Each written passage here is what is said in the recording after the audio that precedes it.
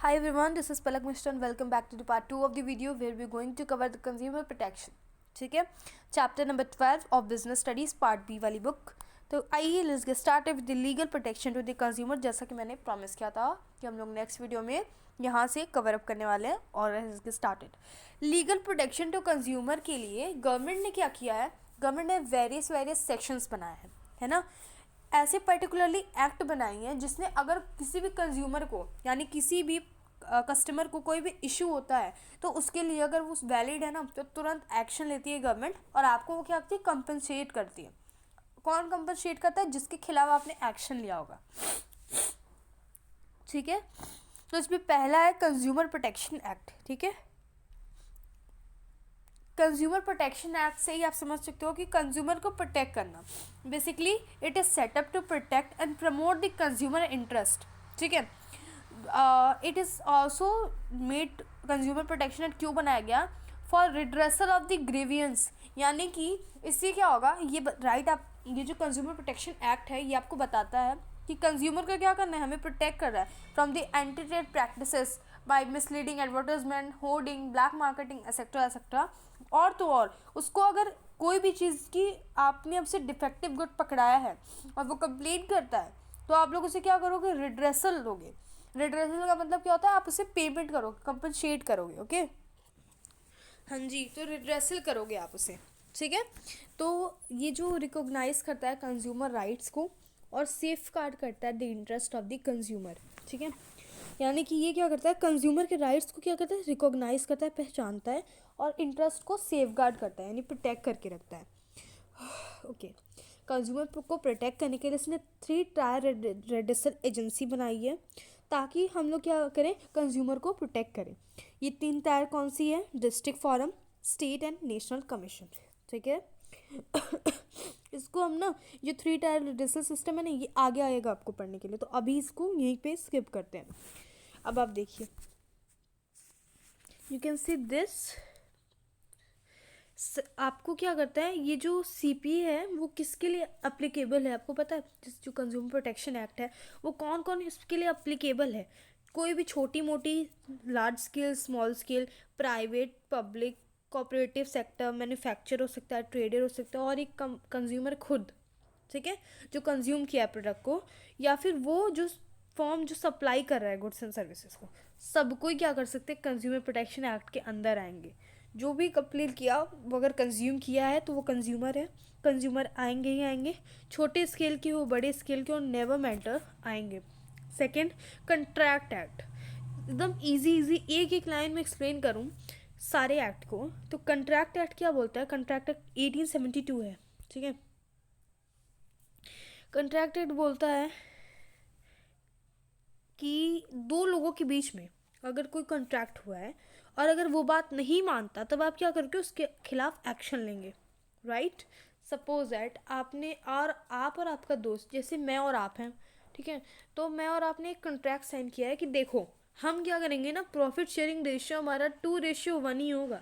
अब मैं तो भाई दूसरी पार्टनर हूँ, आप तो 2:1 के मालिक हो और मैं 1 वाली मालिक हूँ. अब मुझे गुस्सा आया कि नहीं, ये तुमने मुझसे धोखे से साइन वाइन करवा लिया, अब हम करेंगे ही नहीं, हमको आधा आधा चाहिए, 1:1 वाला चाहिए. अब भाई आप तो परेशान कि मैम तो बड़ी गजब की निकली, मैम तो बड़ी पागल निकली, अब पहले तो साइन कर दिया और अब वॉयलेट कर रही हैं. तो अब आप जाके कंप्लेन करोगे. कंट्रैक्ट एक्ट क्या कहेगा कि अगर आपने एग्रीमेंट पे साइन किया है तो आपको 2:1 ही लेके चलना है. या तो आप दूसरा एग्रीमेंट बनवाओ या फिर इसी को लेके चलो, लेकिन 1:1 नहीं होगा, कंट्रैक्ट एक्ट बोलता है. ठीक है, the sales of good act क्या बोलता है? ये क्या करता है, बायर्स को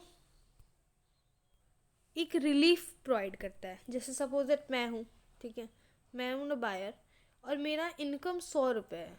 हे भगवान, क्या क्या बोलना पड़ रहा है. तो मेरी इनकम 100 रुपीज़ है. अब भाई वो 80 रुपीज़ का सामान दे रहा है तो 20 रुपये में मेरा क्या होगा भाई? तो अब क्या करेगा कि ये जो good sales of goods act है वो एक पर्टिकुलर मार्जिन बना देगा कि देखो भाई, प्रोडक्ट आप 50 के ऊपर नहीं बेच सकते. अब मेरे पास क्या 50 रुपीज़ सेविंग्स हो रही, that is so good for me कि ये मेरे लिए क्या है, रिलीफ है. जो बायर्स हैं वो परचेज करें, उसमें एक्सपेंसिव चीज़ें नहीं है, रिलीफ हो रही है मेरे लिए, तो सेल्स ऑफ गुड्स एक्ट है. अब देखिए, इसेंशियल कमोडिटी एक्ट क्या बोलता है? Provide for anti social practices, जैसे कि इसेंशियल कमोडिटी एक्ट। जैसे आपको पता है कि सिलेंडर एक इसेंशियल कमोडिटी है, ठीक है, आपको सिलेंडर नेसेसरी ही है बेसिकली। इंडक्शन तो रखते ही हैं सब लोग, लेकिन जब लाइट नहीं होती है तो क्या करते हैं हम लोग, सिलेंडर यूज़ करते हैं। जी हाँ, बिल्कुल यूज़ करते हैं। तो हम क्या करते हैं, इसेंशियल कमोडिटीज़ में आप कोई भी ऐसी प्रैक्टिस ना करो, ऐसी कोई आइटम ना करो जिससे क्या होगा, आप ही को नुकसान हो बाद में। जैसे आप अगर ब्लैक मार्केटिंग वगैरह करते हो, होर्डिंग करते हो, ठीक है, एंड सो ऑन, ऐसी अगर practices social anti social practices करते हैं तो आप क्या करेंगे, इसेंशियल कमोडिटीज़। सो ये जो एक्ट है, इसेंशियल कमोडिटीज़ एक्ट 1955, ये क्या करता है, ये क्लेम करता है कि कंट्रोल करेगा प्रोडक्शन को, सप्लाई को, डिस्ट्रीब्यूशन ऑफ इसेंशियल कमोडिटीज़, और चेक करेगा, ठीक है, कि जो इन्फ्लेशन ट्रेंड है इन दी प्राइजेस, और इंश्योर करेगा equal distribution of the essential commodity. जैसे सपोज दैट आपको सिलेंडर, जब आप ब्लैक मार्केटिंग लेते हो ना, तो आपको एक्स्ट्रा पैसे बियर करने पड़ते हैं, वो एक तो पहली बात इलीगल भी होता है।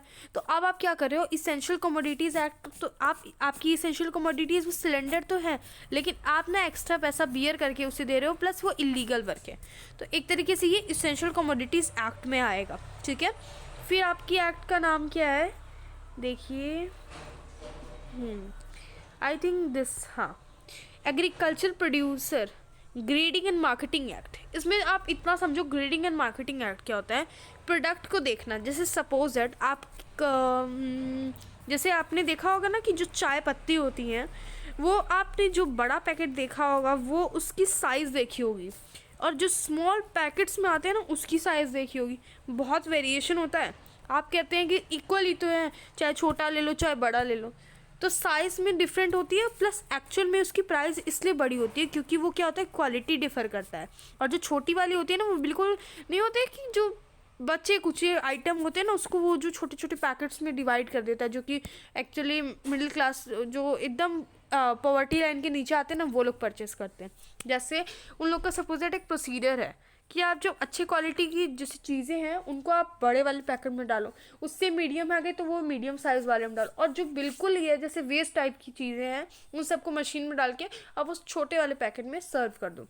वो क्या आता है, हमारा ग्रेडिंग एक्ट। तो ग्रेडिंग क्या करता है, प्राइस डिसाइड करता है। अगर अच्छी क्वालिटी का है तो हल्का प्राइस उसका बड़ा होगा ही होगा, और अगर फालतू एकदम क्या बोलूँ उस टाइप की है तो वो क्या होगी, उसका प्राइस कम होता है। इसीलिए तो जो छोटे वाले होते हैं उसका प्राइस दिखा करो, और जो लार्ज साइज़ के आते हैं उनका प्राइस दिखा करो, क्वांटिटी दिखा करो, टेस्ट देखा करो। ये क्या होता है, ग्रेड करता है, एग्रीकल्चर ही प्रोड्यूस को ग्रेड करता है, ठीक है, ओके।